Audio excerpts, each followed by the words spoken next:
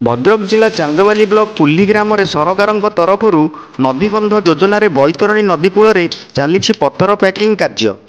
ସରକାରଙ୍କ ଜଳସମ୍ପଦ ବିଭାଗ ତରଫରୁ ପୁଲି ଗାଁକୁ ସୁରକ୍ଷିତ ରଖିବା ଲାଗି ଜଳସମ୍ପଦ ବିଭାଗ ଜରିଆରେ ନଦୀ କୂଳରେ ବଡ଼ ବଡ଼ ପଥର ଡମ୍ପିଂ ଓ ପ୍ୟାକିଂ କାମ ପାଇଁ ସରକାର ଦୁଇଟି ଭିନ୍ନ ପ୍ରକଳ୍ପରେ ପ୍ରାୟ 1,58,00,000 ଟଙ୍କା ଯୋଗାଇଛନ୍ତି।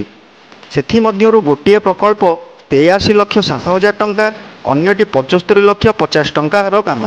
କେନ୍ଦ୍ରାପଡ଼ା ଅଞ୍ଚଳର ଜଣେ ଠିକାଦାର ଏହି କାମ କରୁଥିବା ଜଣାଯାଇଛି। ବୈତରଣୀ ନଦୀର କୂଳ ଅତ୍ୟଧିକ କାଦୁଆ ଓ ପଙ୍କ ଥିବାରୁ ନିର୍ମାଣ ଦିନ ଆଡ଼ିବନ୍ଧ 3 ଥର ନଦୀକୁ ଧସିଥିଲା, କିନ୍ତୁ ବିଭାଗୀୟ ଯନ୍ତ୍ରୀଙ୍କ ହସ୍ତକ୍ଷେପ ପରେ ବନ୍ଧ କାର୍ଯ୍ୟ ବହୁତ ଭଲ ହୋଇଥିବା ଗ୍ରାମବାସୀ କହିଛନ୍ତି ଏବଂ ସରକାରଙ୍କୁ ଧନ୍ୟବାଦ ମଧ୍ୟ ଦେଇଛନ୍ତି।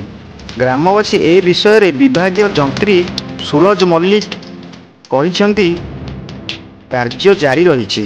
ବଡ଼ ବଡ଼ ପଥର ପଡ଼ୁଛି, ତେଣୁ କିଛି ମାତ୍ରାରେ ବ୍ୟର୍ଥଥିବା ଅଭିଯୋଗ ହୋଇଛି। ସେମିତି କିଛି ନାହିଁ, କାମ ଶେଷ ହେବା ପର୍ଯ୍ୟନ୍ତ ଅପେକ୍ଷା କରନ୍ତୁ। ଚାନ୍ଦବାଲିରୁ ସୁରେନ୍ଦ୍ର କୁମାର ତରାଇଙ୍କ ରିପୋର୍ଟ, ଓଡ଼ିଶା ନ୍ୟୁଜ୍। କାମଟାରେ ପଥର ପଡ଼ିକି ସେ ପହଞ୍ଚିବା ଜାଗାଟା ବଡ଼ ବଡ଼ ପଥର ପଡ଼ିଛି। ସେ ଆସ୍ତେ ଆସ୍ତେ ଚପୁଥିଲା। ଏବେ 2-3 ଥର କାମ ହେଲା, ଏଇ ଯେଉଁ ପଥର ଲାଷ୍ଟ ପଡ଼ିଲା ସେ ଆଉ ଏତେଟା ଚପୁନି।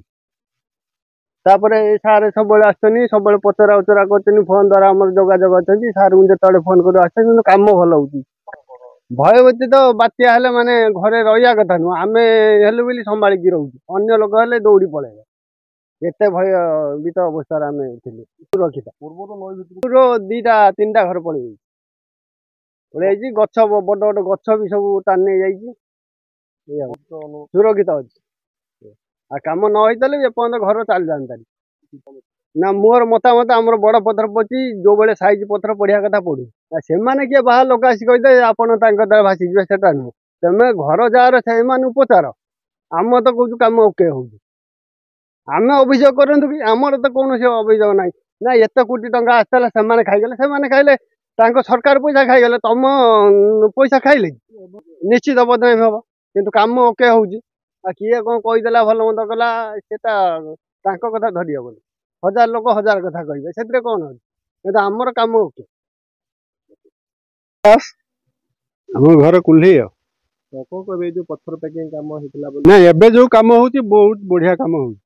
ବଡ଼ ବଡ଼ ପଥର ଦିଆହେଇଛି। ଆଉ ଭବିଷ୍ୟତର ଯଦି ସେ ଆଗକୁ ଦବିବ, କିନ୍ତୁ ଆଉ ମାନେ ବହୁତ ମଜବୁତ କାମ ହେଇଛି। ଭଲ ଭଲ ପଥର ଦିଆହେଇଛି, ବଡ଼ ବଡ଼ ପଥର ଦିଆହେଇଛି। ଆରମ୍ଭ ହେଲା ପୁରା ଡ୍ରପିଂ ମାନେ ଗାଡ଼ି ଆଣିଲା, ଢାଳିଲା, ଇଏ ଜେସିବି ରହିଲା, ତାକୁ ଛିଡ଼ା ହେଇକି ତଳକୁ ଗୋଡ଼େଇଲା, ସେ ତାର ଚପି ଚପିକା ଚାଲିଲା। ତାପରେ ପଥର ଦିଆହେଲା, ତାପରେ ଦିଆ ହେଇକା ଚାଲିଛି। 3 ବାର ଦବିଲେଣି। ଛୋଟ ପଥର ଦିଆହେଇନି। ଛୋଟ ଯାହା ପଡ଼ିଛି, ଏଇ ଯାହା ମାନେ କ୍ୟାମେରାରେ ଆସିବ ସେଇଟା ହଉଛି ଛୋଟ ପଥର। ନହେଲେ ଭିତରେ ଅଛି ସବୁ ବଡ଼ ପଥର। ମୂଳରୁ ଦେଖୁଛି, ମୋ ଘର ଏଇଠି। ମୁଁ ତ ଗୋଟିଏ ଟ୍ରାକ୍ଟର ଆସିକି ପଡ଼ିଲେ ମୁଁ ଦେଖୁଛି। ବନ୍ଦ, ଆମେ ଏବେ ସୁରକ୍ଷିତ। ଏବେ ହଁ, ଆମେ ନେତାଙ୍କୁ କହୁଥିଲୁ, ଆଉ କାହାକୁ ଦୌଡ଼ୁ, ଆଉ କୋଉଠି, ଆଉ କୋଉ ଅଫିସକି ଆମେ ଯାଇଛୁ ଆଉ କହିଛୁ। କିନ୍ତୁ ଆମ ନେତାଙ୍କୁ ଆମେ କହୁଛୁ।